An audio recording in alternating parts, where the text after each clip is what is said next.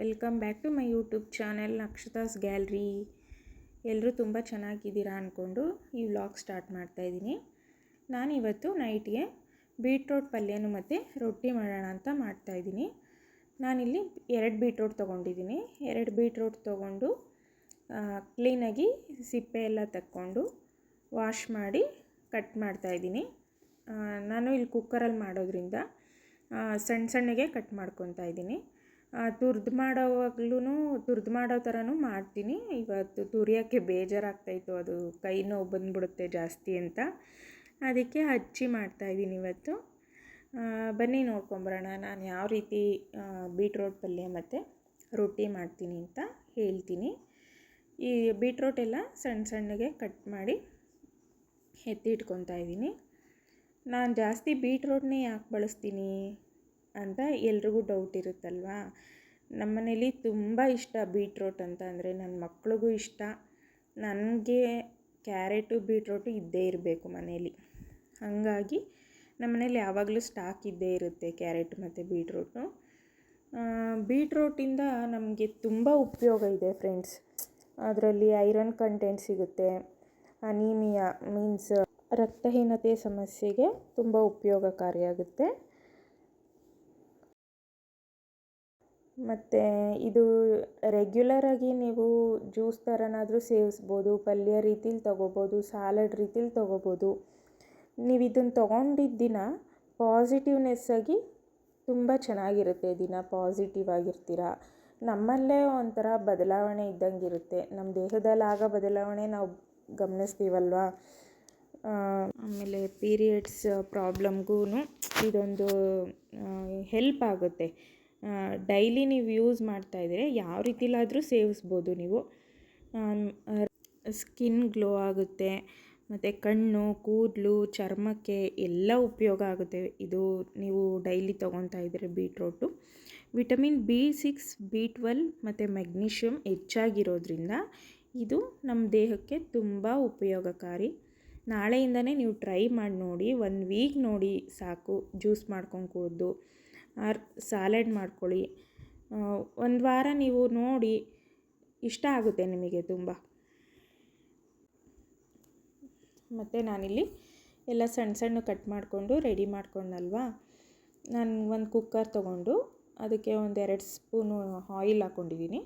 Oil ಹಾಕ್ಕೊಂಡ ನಂತರ ಸಾಸಿವೆ ಮತ್ತು ಜೀರಿಗೆ ಹಾಕ್ಕೊತಾ ಇದ್ದೀನಿ. ನೋಡಿ, ತುಂಬ ಸಣ್ಣ ಸಣ್ಣ ಕಟ್ ಮಾಡ್ಕೊಂಡು ಇಟ್ಕೊಂಡಿದ್ದೀನಿ. ಅದು ಸಾಸಿವೆ ಜೀರಿಗೆ ಹಾಕಿದ ನಂತರ ನಾನಿಲ್ಲಿ 1-2 ಈರುಳ್ಳಿ ಕಟ್ ಮಾಡಿದ್ದೀನಿ, ಮತ್ತು ಒಣಮೆಣ್ಸಿನ್ಕಾಯಿ ಹಾಕ್ಕೊತಾ ಇದ್ದೀನಿ. ಕರ್ಬೇವಿನ ಸೊಪ್ಪು ಹಾಕ್ಕೊತಾ ಇದ್ದೀನಿ. ಒಣಮೆಣ್ಸಿನ್ಕಾಯಿ ಹಾಕಲ್ಲ ಅಂದರೆ ನೀವು ಹಸಿರು ಮೆಣ್ಸಿನ್ಕಾಯಿ ಕೂಡ ಹಾಕ್ಬೋದು. ನಮ್ಮ ಮನೆಯವ್ರಿಗೆ ಅದು ಗ್ಯಾಸ್ಟ್ರಿಕ್ ಅಂತ ಅಂದ್ಬಿಟ್ಟು ನಾವು ಹಸಿರು ಮೆಣ್ಸಿನ್ಕಾಯಿ ಸ್ವಲ್ಪ ಕಡಿಮೆನೇ ಬಳಸೋದು. ಒಣಮೆಣ್ಸಿನ್ಕಾಯಿ ಹಾಕ್ಕೊತೀನಿ ನಾನು ಎಲ್ಲದಕ್ಕೂ. ಇದೆಲ್ಲ ಫ್ರೈ ಆದಮೇಲೆ ನಾನಿಲ್ಲಿ ಒಂದು ಸ್ವಲ್ಪ ಉಪ್ಪು ಹಾಕ್ಕೊತಾ ಇದ್ದೀನಿ. ಈರುಳ್ಳಿ ಚೆನ್ನಾಗಿ ಬೇಯಬೇಕು ಬೇಗ ಅಂತ ಉಪ್ಪು ಹಾಕ್ಕೊತೀನಿ ನಾನು ಎಲ್ಲ ಅಡುಗೆ ಮಾಡೋವಾಗ್ಲೂ. ಉಪ್ಪು ಹಾಕ್ಕೊಂಡ ನಂತರ ಚೆನ್ನಾಗಿ ಫ್ರೈ ಮಾಡ್ಕೊತಾ ಇದ್ದೀನಿ ಇಲ್ಲಿ. ಇದೆಲ್ಲ ಫ್ರೈ ಆದ ನಂತರ ನಾನಿಲ್ಲಿ 1 ಟೊಮೊಟೊ ಕೂಡ ಕಟ್ ಮಾಡಿ ಹಾಕ್ಕೊತಾ ಇದ್ದೀನಿ. ಟೊಮೊಟೊ ಹಾಕಿದ್ರೂ ಚೆನ್ನಾಗಿರುತ್ತೆ, ಹಾಕ್ದಲೇ ಇದ್ರೂ ಚೆನ್ನಾಗಿರುತ್ತೆ. ನಾನು ಒಂದೊಂದು ಸರಿ ಮಾಡ್ತೀನಿ, ಒಂದೊಂದು ಸಲ ಹಾಕೋದೇ ಇಲ್ಲ. ಇವತ್ತು ಹಾಕ್ತಾಯಿದ್ದೀನಿ. ಟೊಮೊಟೊ ಕೂಡ ಸಾಫ್ಟಾಗಿ ಬೆಂದಿದೆ. ಇವಾಗ ಕಟ್ ಮಾಡ್ಕೊಂಡಿರೋ ಬೀಟ್ರೋಟ್ನ ನಾನು ಅದಕ್ಕೆ ಆ್ಯಡ್ ಮಾಡ್ತಾಯಿದ್ದೀನಿ. ಬೀಟ್ರೋಟ್ ಹಾಕಿದ ನಂತರ ಅದು ಎಣ್ಣೆಲೇ ಸ್ವಲ್ಪ ಫ್ರೈ ಮಾಡ್ಕೊತಾ ಇದ್ದೀನಿ ಇವಾಗ.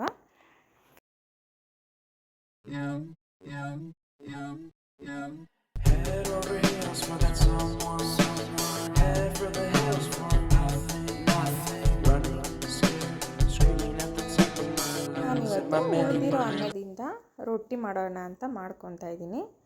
ಅದಕ್ಕೆ ನಾನು ಉಳಿದಿರೋ ಅನ್ನ ಇತ್ತಲ್ವ, ಸ್ವಲ್ಪ ಅದು ಜಾರ್ಗೆ ಹಾಕ್ಕೊಂಡು ಸ್ವಲ್ಪ ಅಕ್ಕಿ ಹಿಟ್ಟು ಹಾಕ್ಕೊಂಡು ಉಪ್ಪು ಹಾಕ್ಕೊಂಡು ರುಬ್ಕೊತಾ ಇದ್ದೀನಿ. ರುಬ್ಕೊಂಡ ನಂತರ ಈ ಹಿಟ್ಟು ಈ ಕನ್ಸಿಸ್ಟೆನ್ಸಿಲಿತ್ತು. ಇನ್ನೊಂದು ಸ್ವಲ್ಪ ಗಟ್ಟಿ ಮಾಡ್ಕೊಳ್ಳೋದಕ್ಕೆ ನಾನು ಅಕ್ಕಿ ಹಿಟ್ಟು ಹಾಕ್ಕೊಂಡು ಮಿಕ್ಸ್ ಮಾಡ್ಕೊತಾ ಇದ್ದೀನಿ. ಇದೆಲ್ಲ ತುಂಬ ಚೆನ್ನಾಗಿ ನಾದ್ಕೋಬೇಕು ಕೈಯಲ್ಲೇ. ಚೆನ್ನಾಗಿ ನಾದದಷ್ಟು ನಮಗೆ ತುಂಬ ಸಾಫ್ಟಾಗಿ ಬರುತ್ತೆ ರೊಟ್ಟಿ, ಎಲ್ಲೂ ಕಿತ್ತೋಗಲ್ಲ. ಹರ್ಕೊಂಡ್ಲೂಬೋದು, ತೊಟ್ಕೊಂಡ್ಲೂಬೋದು. ಇದು ಚೆನ್ನಾಗಿ ಬರುತ್ತೆ ರೊಟ್ಟಿ. ನೀವು ಟ್ರೈ ಮಾಡಿ ಒಂದ್ಸಲಿ. ಅನ್ನ ಏನಾದರೂ ಉಳಿದಿದ್ರೆ ಮಿಕ್ಸ್ ಮಾಡಿಕೊಂಡು ಅಕ್ಕಿ ಹಿಟ್ಟು ಮಾಡ್ಕೋಬೋದು.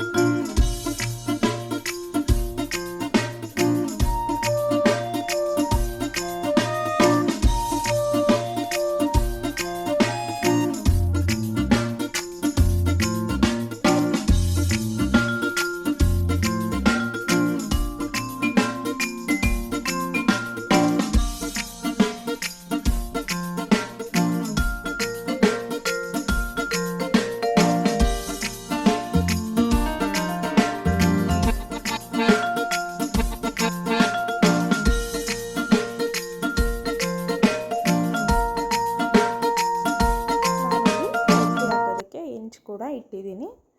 ಇದು ಹೋಳಿಗೆ ಪೇಪರ್ ಅಂತ ಬರುತ್ತಲ್ಲ, ನಾನು ಅದನ್ನು ತೊಗೊಂಡು ಇವತ್ತು ರೊಟ್ಟಿ ಮಾಡ್ತಾಯಿದ್ದೀನಿ. ಇದಕ್ಕೆ ಸ್ವಲ್ಪ ಎಣ್ಣೆ ಹಚ್ಕೋಬೇಕಷ್ಟೆ, ಯಾವಾಗಲೂ ಹಚ್ಕೋಬಾರ್ದು. ಫಸ್ಟ್ನೇ ರೊಟ್ಟಿಗೆ ಮಾತ್ರ ಹಚ್ಕೊಂಡು ಸ್ವಲ್ಪ ಸಾಫ್ಟಾಗಿ ಅರಿಬೇಕು. ಇದನ್ನು ಜಾಸ್ತಿ ಪ್ರೆಸ್ ಮಾಡಿ ಅರಿಯೋಕ್ಕೆ ಹೋಗಬಾರ್ದು.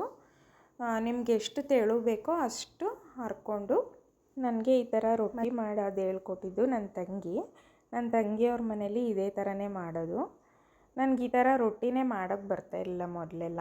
ಹೆಂಚು ಮೇಲೆ ಬಳಿತಾರಲ್ವ, ಆ ಥರ ಮಾಡ್ತಾಯಿದ್ದೆ ಅಷ್ಟೇ. ಇದು ತುಂಬ ಈಸಿ ಅಲ್ವಾ, ಈ ಥರನೂ ಮಾಡೋಣ ಅಂತ ಟ್ರೈ ಮಾಡಿದೆ. ಅವಳು ಹೇಳ್ಕೊಟ್ಲು ಅಂತ. ತುಂಬ ಚೆನ್ನಾಗಿ ಬರುತ್ತೆ ರೊಟ್ಟಿ ಮಾತ್ರ. ನಮಗೆ ಸಾಫ್ಟ್ ಬೇಕು ಅಂತಂದರೆ ಸಾಫ್ಟಾಗಿ ಬೇಯಿಸ್ಕೋಬೇಕು, ಇಲ್ಲ ಗರಿ ಗರಿ ಆಗಬೇಕು ಅಂತಂದರೆ ಸ್ವಲ್ಪ ಜಾಸ್ತಿ ಹೊತ್ತು ಬೇಯಿಸ್ಕೊಂಡ್ರೆ ತುಂಬ ಚೆನ್ನಾಗಿರುತ್ತೆ ರೊಟ್ಟಿ. ಎಲ್ಲ ಪಲ್ಯಗಳಿಗೂ ಈ ರೊಟ್ಟಿ ಮಾಡಿಕೊಂಡ್ರೆ ತುಂಬ ಚೆನ್ನಾಗಿರುತ್ತೆ.